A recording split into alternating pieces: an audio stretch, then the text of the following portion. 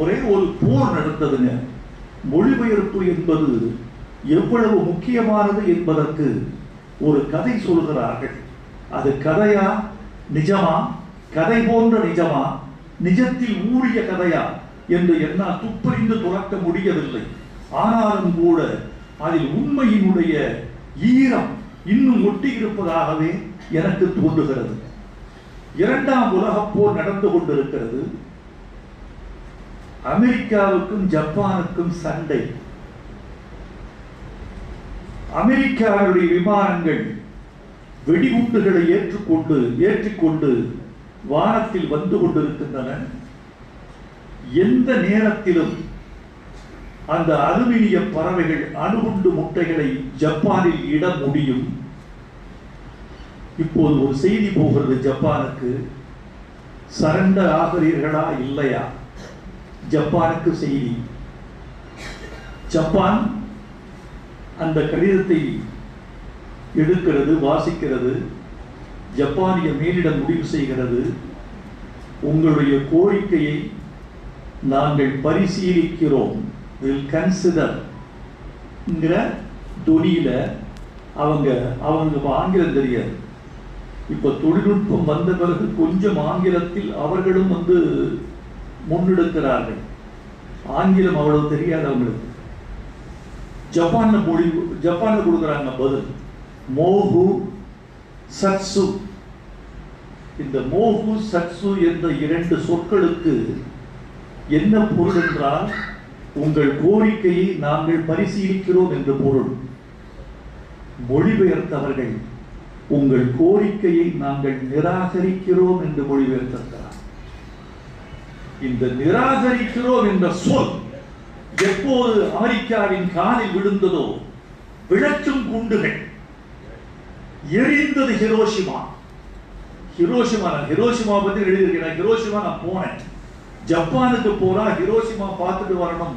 Tokyo வளர்ந்த நகரம், அழிவிலிருந்து மீண்ட நகரத்தை நான் பார்க்க வேண்டும் என்று ஆசைப்பட்டேன். பீனிக்ஸ் பறவை என்று கேள்விப்பட்டிருக்கிறீர்கள். அது ஒரு புராண பறவை.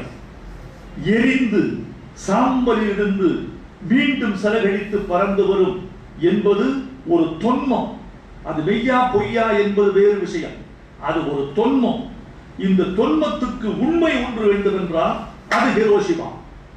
சுத்தமாக எரிக்கப்பட்ட பூமி, அதாவது தீப்பிடித்து எரிகிறது, வீடு எரிகிறது, பூங்கா எரிகிறது, மரங்கள் எரிகின்றன, பள்ளிக்கூடங்கள் எரிகின்றன, சாலைகளின் மரங்கள் தீப்பிடிக்கின்றன. ஓடி ஓடி போய் அந்த நதிக்கு ஓடுகிறார்கள், நதியில் குளித்து விடலாம் என்று. நதிக்கரையில் குதிக்கிறவர்களுக்காக கூட்டம், இன்னொரு பெரும் கூட்டம் இருக்கு. இப்படி எரிந்து போன ஒரு நகரத்தை மூல விசாரம் என்னவென்றால் ஒரு மொழிபெயர்ப்பு. ஒரு மொழிபெயர்ப்பு தான் இவ்வளவு துன்பத்தை கொடுக்கிறது. 2ஆம் நூற்றாண்டுக்கு, 2ஆம் உலகப் போருக்கு காரணமே ஒரு மொழிபெயர்ப்பு என்று நீங்கள் கருதினால், மொழிபெயர்ப்பினுடைய பொறுப்பு என்ன என்பதை நாம் உணர்ந்து கொள்ள வேண்டும். 2 மொழிகள் மட்டும் தெரிந்து புண்ணியம் இல்லை மொழிபெயர்ப்புக்கு. 2 பண்பாடுகள் தெரிந்திருக்க வேண்டும், கலாச்சாரங்கள் தெரிந்திருக்க வேண்டும். என் இனிய, என் கண்ணே, என் மணியே, என் முத்தே என்று இங்கு கொஞ்சுவார்கள் அல்லவா? ரஷ்யாவில் என் இனிய பன்றிக்குட்டியே என்றுதான் கொஞ்சுவார்கள். அவ்வளவு ஆசை, கொழுத்த பன்றிக்குட்டியின் மேல அவ்வளவு ஆசை. அந்த பன்றிக்குட்டி உணவு அவர்களுக்கு, அது கொழுத்து இருக்கிற பன்றிக்குட்டி மேல் அவர்களுக்கு ஒரு பாசம். சில பேருக்கு நாய் பிடிக்கும். Make hay or the sunshine என்றால் என்ன பொருள்? சூரிய வெளிச்சம் அரிதாக இருக்கிற ஊரில் தான் இது பயன்படும். காற்றுள்ள போதே தூற்றிக் என்றால் என்ன பொருள்?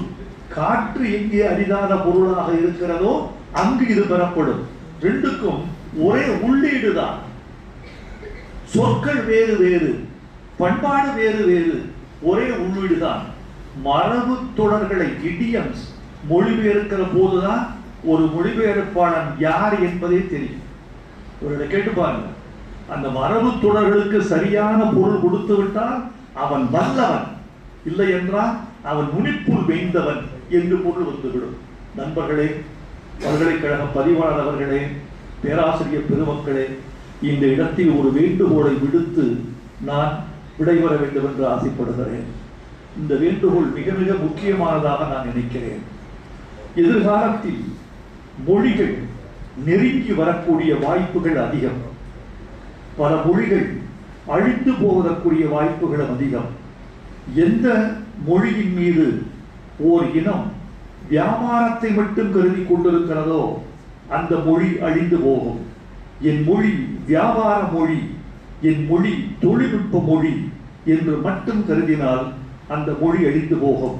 ஏனென்றால் வணிகத்திற்கு மொழி தேவையில்லை, எண்கள் போதும், நம்பர்ஸ் போதும். மொழியை விட்டுருவாங்க. நம்ம தமிழ் மொழியை வணிக மொழியாக கருதவில்லை, கருத்து மொழியாக கருதவில்லை, எங்களின் உயிர் மொழியாக நாம் கருதுகிறோம் என்பதனால் இந்த மொழியை நாங்கள் அழிய விட மாட்டோம். எந்த விலை கொடுத்தும் நாங்கள் மொழியை காப்போம். மொழி என்பது எங்கள் முகம் மட்டுமல்ல, மொழி என்பது எங்கள் பாரம்பரியம் மட்டுமல்ல, மொழி என்பது எங்கள் நாகரிகம் மட்டுமல்ல, மொழி என்பது எங்கள் வரலாறு மட்டுமல்ல, மொழி என்பது எங்கள் நிலம், மொழி என்பது எங்கள் அதிகாரம், மொழி என்பது எங்கள் உரிமை.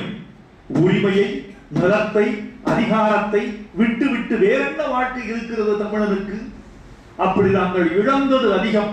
இனிமேலும் இழப்பதற்கு நாங்கள் சம்மதிக்க மாட்டோம் என்பதுதான் உண்மை. இந்த நேரத்தில் நான் வைக்க விரும்புகிற கோரிக்கை ஒன்றுதான். சென்னை பல்கலைக்கழகத்தில் ஒரு புதிய துறை தொடங்கப்பட வேண்டும். அந்த துறைக்கு பன்மொழி துறை என்று பெயர் சூட்ட வேண்டும்.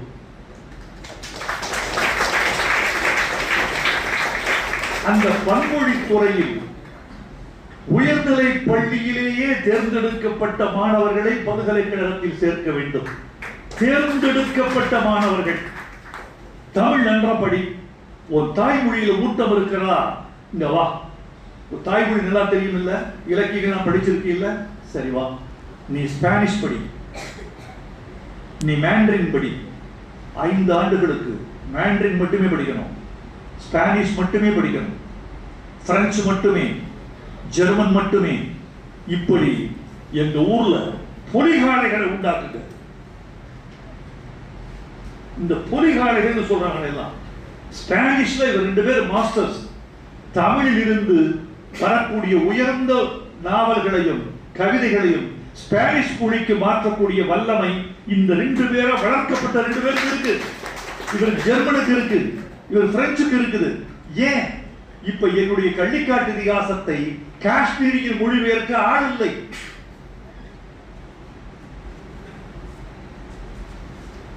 மராத்தியில் மொழிபெயர்க்க ஆள் இல்லை. அவர்களுக்கு தமிழ் தெரியவில்லை. ஆங்கில மொழி போனால் அது இழக்கப்படுகிறது. ஸ்பானிஷ்ல என் கவிதையை கொண்டு வரணும்னு ஆசைப்படுறேன். ஸ்பானிஷ்ல இன்னும் வரல. நம்ம சங்கர சரவணன் அவர்களின் ஆர்வத்தால், அக்கறையால், எங்கள் மீது கொண்ட பாசத்தால், தமிழ் இலக்கியத்தின் மீது அவர் கொண்டிருக்கிற வீரியால் தமிழ் இலக்கியங்கள் பிற மொழிகளுக்கு பரவுகின்றன, பிற மொழி இலக்கியங்கள் தமிழுக்குள் பரவுகின்றன. இப்படி ஒருவன் உண்டாக்கப்பட வேண்டும் பல்கலைக்கழகங்களால் என்று சொல்கிறேன். ஒரு 10 மொழிகள் உலகத்தின் சிறந்த மொழிகள், அந்த 10 மொழிகளுக்குமான சிறந்த மாணவ கருவூலங்களை உருவாக்க வேண்டும். அவர்கள் வேலை மொழிபெயர்ப்பு மட்டும்தான் என்று இருக்க வேண்டும். அப்படி சென்றால் உலகத்தின் எந்த மொழியிலும் தமிழ் இலக்கியம் இருக்கும். உலகத்தின் எந்த நல்ல இலக்கியமும் தமிழுக்குள் இருக்கும். தமிழுக்குள் உலகம், உலகத்துக்குள் தமிழ். இதைத்தான் நான் தமிழாற்றுப்படை முன்னுரையில் சொல்லியிருக்கிறேன். அதை நோக்கி சென்னை பல்கலைக்கழகமும் இந்திய பல்கலைக்கழகங்களும் பயன்பட வேண்டும், பயணிக்க வேண்டும் என்று வாழ்த்தி, மொழிபெயர்ப்பு துறையே நீ வாழ்க, மொழிபெயர்ப்பாளர்களே நீங்கள் வளர்க, உங்கள் விருதுகளும் பெருமைகளும் காசோலைகளும் உங்களுக்கு வந்து சேருக என்று வாழ்த்தி விடைபெறுகிறேன்.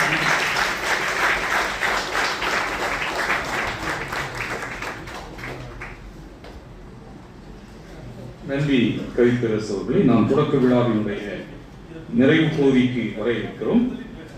நிறைவுக்குள் செல்வதற்கு முன்னால் ஒரு கவிதையோடு இந்த நன்றியுரைக்குள் நாம் செல்வோம்.